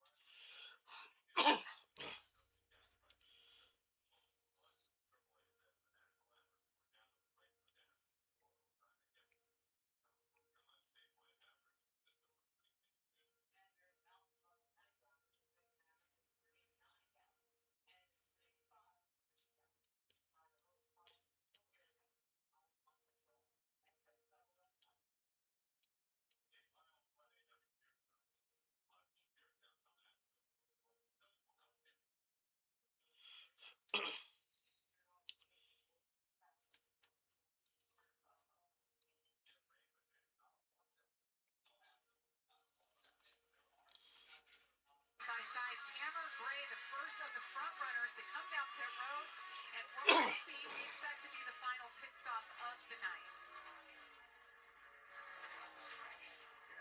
And a little bit of troubles as he was trying to get on pit road. You'll see Close call right here. Friesen, and it was very hairy for a moment. Of course, Stuart Friesen wrecked off a turn 4 last year, probably having a little bit of a flashback right there, able to avoid him and do a nice job. And now this brings into the next strategy play, right? If you stop a little bit early like Tanner Gray did, and we started to talk about this with Daniel Hemrick, didn't work out with him, but stopping early, you can utilize those tires, utilize going out there and trying to make up some of that time to see if you can gain a couple positions on track. Regan, that last lap was a half a second faster than our leader, Corey Hine. And if you can do that for the next 40 laps or until everybody else pits, then you got to wonder if maybe that might not win you the race, but it might get you 3 or 4 And it's a spots. gamble, obviously. If the caution comes out now, none of the rest of these trucks have come down pit road, so he will find himself 2 laps down if the caution comes out. He would stay out and take the wave and get one of them back, but he would still be 1 lap down. So it's definitely a gamble. Nice back and forth for 9th here. Dawson Sutton, Stuart Friesen in the 52. And Regan, during break, you and I were talking about green flag pit stops, and these guys had a shortened practice today. They didn't necessarily get an opportunity to practice getting onto pit road. Yeah, just didn't see a lot of guys as you see there on the left side of the screen. Gio Ruggiero hit pit road as well, so another one of our leaders right there. Didn't see a lot of guys that we felt like were doing a fast pit road entrance. Amanda? Taking a look at the 17 of Gio Ruggiero. He's been really quiet on that radio. You see those right-hand tires going on. They're going to go around the truck and go ahead and take those other 2 tires and get Gio back out for this race. Gio Ruggiero pits from 6th. So since the last pit stop, you see for Corey Hine, the leader, 66 laps ago. Ty Majeski, same strategy. Hearing Ty Majeski another 4 laps before he pits. And how often do we see this, Phil? Once a couple guys do it, everybody else still starts to get a little bit more bold, a little bit more brave, and that's when the rest of the field's going to really have to be on top of their game and paying attention to make sure, we saw a near miss there with Stuart Friesen and Tanner Gray. Look how yawed out the 88 is. Those are really noticeable. God, that truck is like twisted, contorted. That are new, that haven't done it in a while. Yeah, we're hearing that about 10 more laps before our leader, Corey Hine, comes to pit road. Let's see, best lap. Oh, I don't have that on my screen. He's been there top 3 pretty much all race long. Corey Hine has been that much better and that much faster. There's Corey LaJoie now. He's battling to try to stay on the lead lap in that Ram. Corey LaJoie in 11th right now. That's a good day, right? Corey LaJoie getting lapped, running 11th. I mean, Corey's been getting better and better as the race goes on, and now it's just gone green forever, and Corey Haim doing Corey Haim things. Dawson Sutton and Christian Eckes both on pit road right now. So Corey Hine gets around Corey LaJoie, puts him a lap down.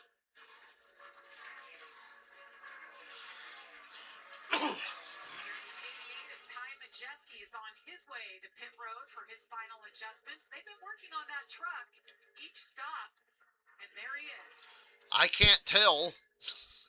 Well, here's where I really like the experience on getting to pit road, Regan.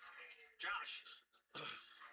Over this 88 truck, they made those track bar adjustments at the end of stage 1 and stage 2 that really helped Ty out in this race. They're running second behind Hine for most of this race. It's going to be 4 tires and fuel here for the 88. During Caden Honeycutt, you saw another adjustment there that Josh talked about. 2 tires for the 88. Oh, 62 around on the back.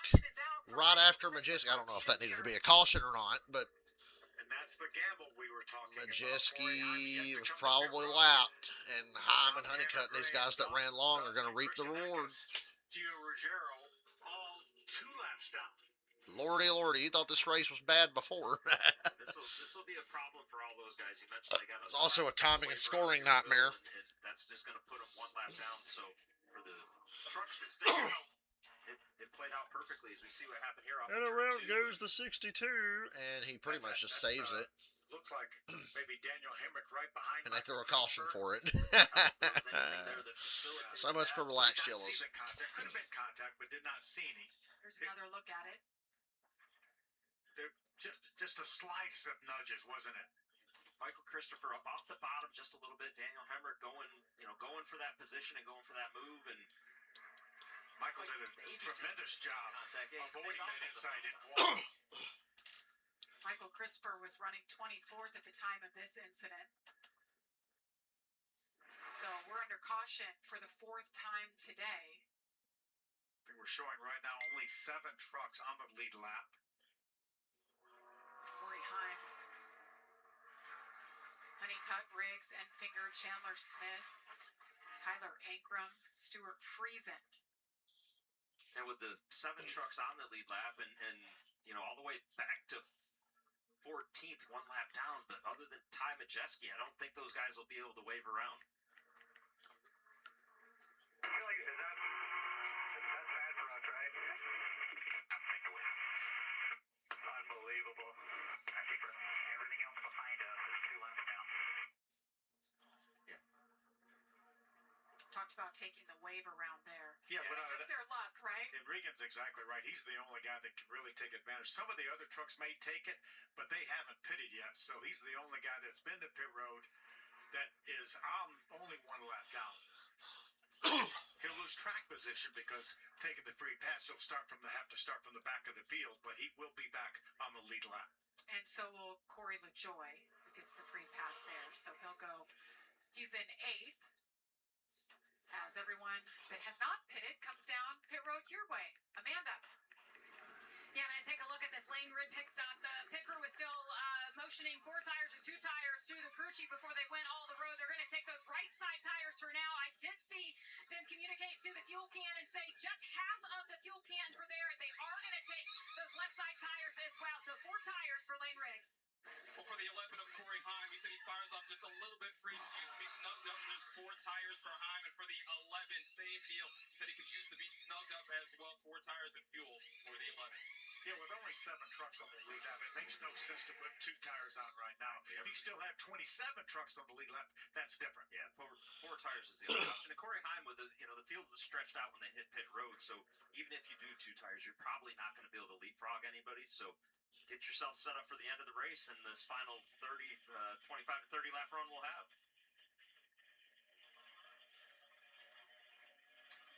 A lot of trucks. A lap down or 2 laps down. They'll be hitting pit road now. Against the trucks that have already pitted that are 2 laps down, like Tanner Gray, they should wave. Right. They'll only be 1 lap down, but if they come to pit road now, then they're ineligible for the wave, and they would remain 2 laps down. So 2 laps to go here as we see the trucks that were lapped down getting their service now. There's Jake Garcia, who started on the pole. We saw him finish in the top 10 in the first stage, but it looked like his truck kind of went away from him after the first stage. And they've continued to have a struggle to get it back to where he needs right now. So, and a number of these trucks right here that are on pit road, you see Ben Rhodes. We've documented what's been going on with him, the struggles today, and really since the start of practice, the struggles, very limited time. Corey LaJoy, on the other hand, doing what he needs to do today. I know he was a lap down, but he's running the laps. They're getting that notebook. They're building that notebook, and certainly looking decent right now. Josh? Well, during that pit cycle under green before this last stop, remember we were talking about Ty Majeski came to pit road. Originally, they were going to do 4 tires. Elected to just go with the right side, so they went 2 tires instead of 4, guys. And Josh, that actually matters right there because everybody else that had pitted ended up 2 laps down. By taking those 2 tires and making that call, that actually is what allowed him to be 1 lap down. So I know it's not going to look good track position-wise where he's going to have to restart, but a quick yellow, then you get to restart back up front with the guys that you want to be around with that top 8. And as good as he's been, was running second before he pitted, you have to think he can make up some moves. And you may also come in and put those left sides on that you did put on that green flag pit stop. We're having a lot of fun calling this action here at Rockingham, but in 1 week from now, it's a triple header at Bristol Motor Speedway, the last great Coliseum. Tyler Reddick continued his unprecedented start to a season. Did Joey Logano get it done? It's a short track. It's right in his wheelhouse. Bubba Wallace wants to get back on track, and Chase Elliott fans, they're happy. Their driver won at Martinsville. They get the weekend off. We'll see if he can do it again. That's next Sunday, April 12th on FS1. Just absolutely love this short track swing that we're on right now with the Cup Series and Martinsville. I'm glad he's liking Cup cars on short tracks these days, because I'm not. And I'm the sucker who bought Bristol tickets. Win the championship. Said if he can get to short tracks, figured out he can. He's got another opportunity next week. Came oh so close to winning when there was a bunch of dirt on it. A heck of a battle. We've seen all kinds of craziness at Bristol. We've seen dirt, tires falling off crazy, and all kinds of good stuff. So Corey Heim doing the choosing, picking the bottom. His teammate, Caden Honeycutt, Grant Enfinger, Lane Briggs, Chandler Smith. Your top 5. And I think Corey Heim, we talked about learning on that very first restart of the race when maybe gave up just a position. Really the only time he's been passed all day long. So it seems to be sticking with it. It's been working. Look at that. He's won at 20 different tracks. Tied for third all time. Dude's won at 20 different racetracks. He's been racing in trucks for what, like 3 years? 3, 4 years? Just no weakness. So we got Heim, Honeycutt, Enfinger, and Riggs. Nobody has even been close to challenging Heim today. 28 laps to go. I did put the headset back on because restart, you never know. This could become a caution fest. Hopefully it doesn't, but it could. I love the dynamic. Corey Heim, he wants nothing more than to beat that 11 starting to his outside. The 11 wants nothing more than to beat that man sitting in the 1 truck. We'll see how it all shakes out. 28 laps to go from Rockingham. Corey Heim, Green, 28 to go. Inside rolling. And Heim is clear. All right. huge restart. I took the headset back off. Cannon for that 1 truck. Nice battle, side by side for second. Grant Enfinger is right there trying to pick up that second spot. Teammates behind them, Lane Briggs, Chandler Smith side by side. Remember, all 4 new tires on all these trucks up front here. See a nice move by Lane Briggs off of turn 4, was able to use that momentum to gain that position on Grant Enfinger. His teammate behind him, Chandler Smith, going to try to do the same down the backstretch. Talk about making your truck better. How about Chandler Smith and his bunch? Has not been happy with that truck all night long, but they have not given up. They have worked. They had a little strategy, and here he is battling up front for a top 5. I thought Grant Enfinger was in the process of spinning out here, and he never even lost a spot. Stuart Friesen going in the right direction here in the closing laps. How about that for Stewart getting himself up into the top 5 and really had a complete race so far. Done everything right, made the right pit strategy calls to get the track position, but he's done a nice job on track to maintain that track position, make the moves when he can, get the passes when he can. Remember a year ago, he got a huge hit here. Stuart Friesen, Amanda interviewed him, and he was beside himself, questioning his desire to keep racing and why he's doing it. And of course, we know a couple months later had a severe injury to his back and leg. He fights back, and now he's in the hunt here, battling for a top 5 at Rockingham. Here it is. We just talked about it. This in qualifying right here, they had to work on that truck right up until the race started. Barely got it out in time to the grid, and there you see just Raja Karuf gets a little bit loose in front of him, and Just destroyed. Carnage was on after that. Race boring highlights from last year before this one's even over. I went and talked to Stuart after that race. You guys in the interview. I was pretty tough. Carl LaJoy, top 10. Oh. Afterwards, of just keeping his head in the game and in the race. And I went over to talk to him today about if he looked at this weekend as almost like redemption. And he said that's a good word for it. And he said, my body still hurts week in, week out, but going back to last year and then going on and getting the win in Michigan, that was really a turning point for my season to continue on as a race car driver. Yeah, I love to see that. Just head up, just keep digging. He's had just 1 top 10 this season, kicked it off at Daytona, but certainly incredible run here for Stuart Friesen, especially especially after what happened last year. Yeah, we could have added him to that list of the guys that really need to make something good happen here. Don't look Coming now, to but 20 to go. Honeycutt's within half a second. just a little bit better this run. I know we're Hanging on a about lot 11 better laps this into run, really, but he's still not going to be a making threat. Progress with that 11. Progress, but there's only 20 laps to go. Start Craftsman, 20 laps to go. I think this is going to be the point right here. This is where we've seen Corey Heim be able to start stretching it out all day long.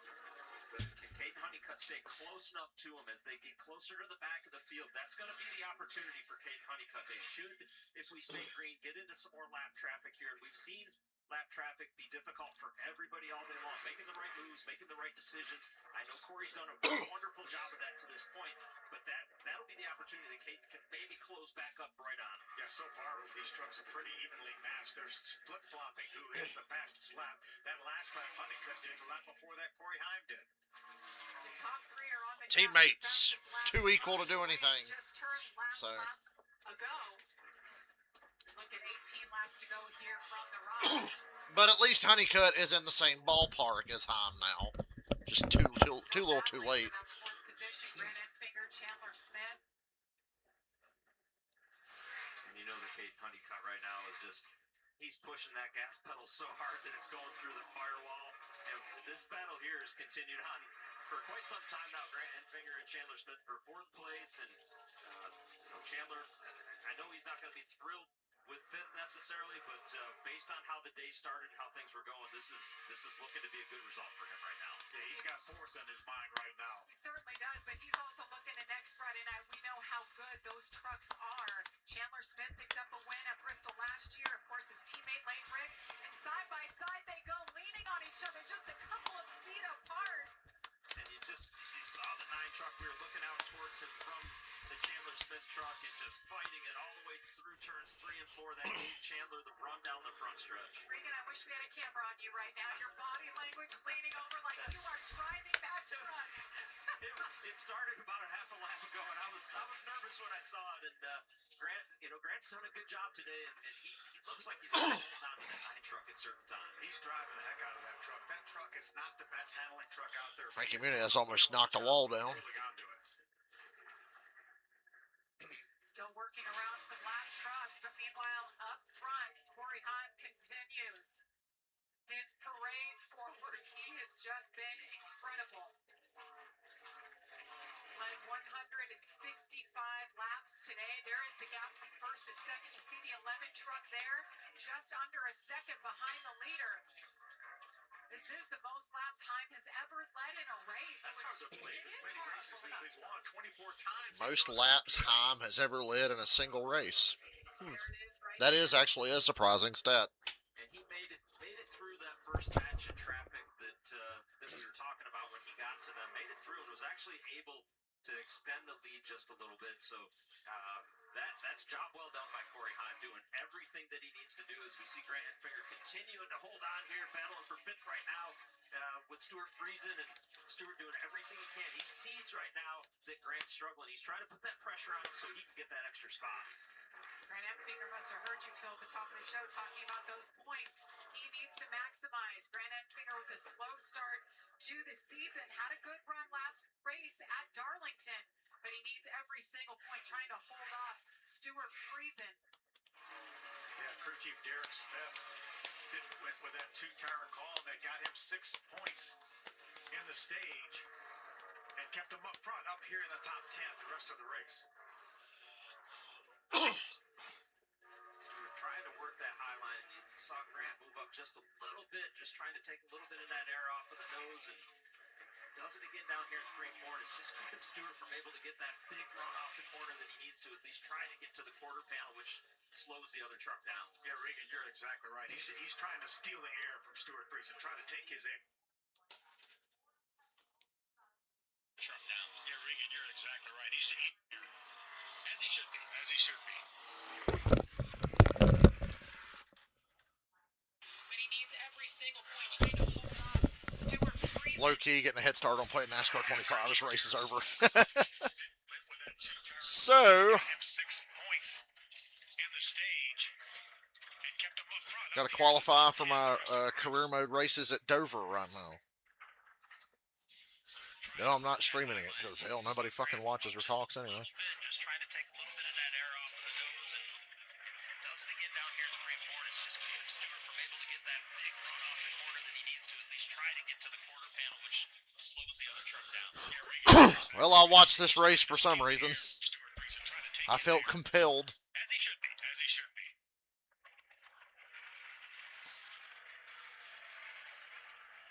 Has been able to cut it back down to about just under a half a second. Moments like that right there when Corey Heim. Oh wow, Honeycutt's actually catching Heim in the traffic. That's crazy. Did I jinx Corey Heim by jumping over to NASCAR 25? I got the race on my phone. He's going to have some more opportunities here. This thing is far from over with 6 to go. And 5 to go. Next time by. Well, god damn it, now I gotta sit here and watch this because Honeycutt's close enough.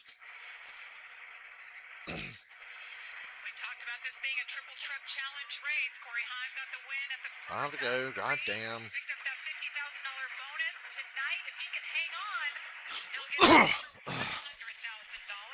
And if he goes to Bristol and can win that one as well, $500,000 total for the triple truck challenge. Caden Honeycutt is right here. Caden Honeycutt's able to roll the ball. Honeycutt's like rolled up on Heim. Really good time. And I promise you, Caden doesn't care about that triple truck challenge right now. He wants his first victory.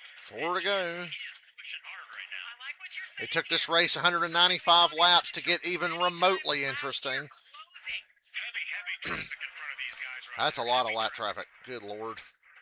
And there's still 3 to go this time by. Woo! He's within a truck length of Corey Heim. He's going to get a run off of 4. Oh my gosh. He got to the outside. Ooh, thought better of it. He saw a lap truck on the outside. Oh, that's the race. Honeycutt had his chance and he blew it.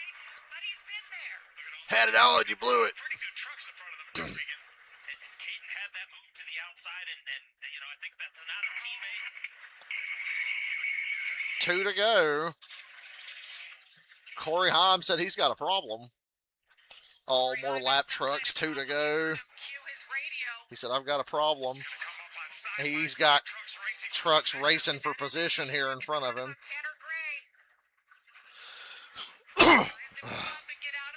Oh, Honeycutt's going to have a big run off of 4 here. Big run off of 4. Oh, where's he going to go? He's going to go to the outside. Corey Heim's truck is slow. Dives it into turn 1. Using Tanner Gray as a pick. Trying to use Tanner Gray as a pick. Oh, they're door-to-door down the back. I can't believe this. Honeycutt's going to get him. Oh, and Heim sends it into turn 3. He's just going to have to get off 4 and block. The 11's got to run out of 4. And Heim hangs on to win somehow, some way. He had some kind of problem there at the end of the race. He was slow in traffic, and then he was just flat out slow, saying he had a problem. Honeycutt almost got his ass. Oh my God. Sickening. To get that close. Couldn't get to the outside lane because of the truck in the way up there, and man, what a job by Corey Heim, though, to stay with it. Said he was having a problem and found a way to stay with it no matter what was going on. There's a lot to unpack in that final lap. I don't even know what to make of that. My heart rate is up quite a bit. That was an exciting move. Let's listen in on the radio. Corey Heim. What the hell happened to Heim's truck at the end?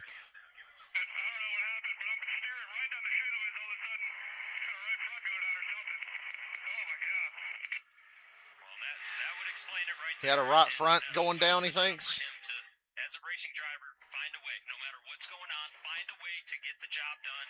My God. He used his teammate as a pick up there on the outside line, and that's what allowed him to win that race when it was all said. And I'm not sure how I can't get over how close that got. He had to drive it in turn 3 down there. Exactly. Corey Heim sent it, not knowing for sure if that tire was down or not. What an effort by Caden Honeycutt. What a show they just put on those last few laps. Crew chief Jeremy Donnelly just talked about him, gets his second career win as a crew chief. He's the fourth different crew chief that Corey Heim has gone to victory with. What time is it? It's Heim time. There it is. Fans like what they're seeing. I hate that for Honeycutt.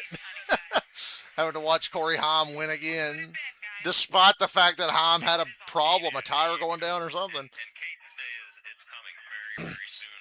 God. It could have potentially been today as that race was playing out, and nothing to hang his head over. Just what a wow of a battle to get himself up there and put himself in position. And how about Corey Heim? I mean, this is getting absolutely incredible at this point. Incredibly. Percentage is Kyle Busch now. Yeah, 25 to 30%. It's incredible. Corey picks the kid out of the crowd that he wants to give the checkered flag to. I guess when you get that many, you start giving them away. Well, it won't be long till he'll have a whole bunch of Corey Heim t-shirts up in the crowd to pick from. No doubt. Corey Heim, absolutely dominant today, led 178 laps. He gets the win. Josh Sims is with him. I'm hanging around for this Caden Honeycutt interview more than anything. Dominant performance from Corey Heim. 2 straight Sickening. wins here in the truck series. He had to sweat this one out though at the end. Corey, what is going through your mind at the end of that race when you've got your former team and that 11 truck bearing down on you? You come over the radio and say, I got a problem. I got to hold him off to try and get this win. Yeah, I don't know. I didn't feel like I was pushing any harder than the previous run, so I didn't feel like it did any more damage to the right front. But all of a sudden, I think it was like 4 to go. My truck started just like I had to turn more right down the straightaway to keep it straight. You know, my wheel was clocked like 20 degrees to the right, and then we started shattering really bad in the corner. So I was like, oh, Bad vibration. we're gonna lose this one in the worst way possible. But It's never over till it's over. just had to use a couple of lap car picks there to finish them off.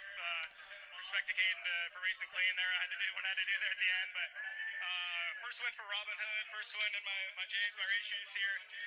Thank you to Toyota Tricon for having me back again. I really enjoy doing this. Definitely a stressful ending there, but doing 500K next week. What's it like on days like this when you have the type of dominant performance, the truck you have, the team you have, to be able to come out here and put a butt whooping on the field? It's fun for sure. I mean, this group did an incredible job. I mean, I worked with them in Atlanta, but Atlanta's such a weird track. You don't really get to understand your speed and kind of what the truck's capable of. But these guys, Jeremy, my crew chief, and this entire one crew, Nick Payne and the spotter stand, just proved that they're an elite team this weekend and can hang with the best of them for sure. And second leg of the Triple Truck Challenge, you get the win, now 150K in the pocket for you and this team.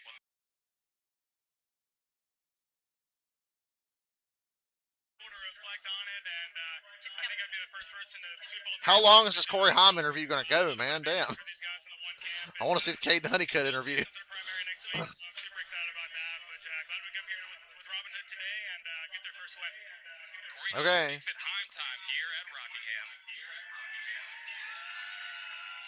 Caden Honeycutt just told me off camera that he lost his lunch there at the finish line from sheer exhaustion and from the result of that race. I do want to tell you, the guys in the booth said, do not hang your head on that. How much did that take out of you, Caden? That was everything I had. No doubt about that. Just, man, thank you to Safe Flight and everyone on this 11 team. They had a really good truck today. I know Corey was definitely really good today. I finally got the adjustment at the end that I thought I needed, and finally got the track position to be behind him and to race him at the end. Just, I don't know. I mean, we went down to the 3, and unfortunately my teammate was right there, and just kind of hindered our way to the finish. But you know, congrats to Corey, the whole one team Tricon.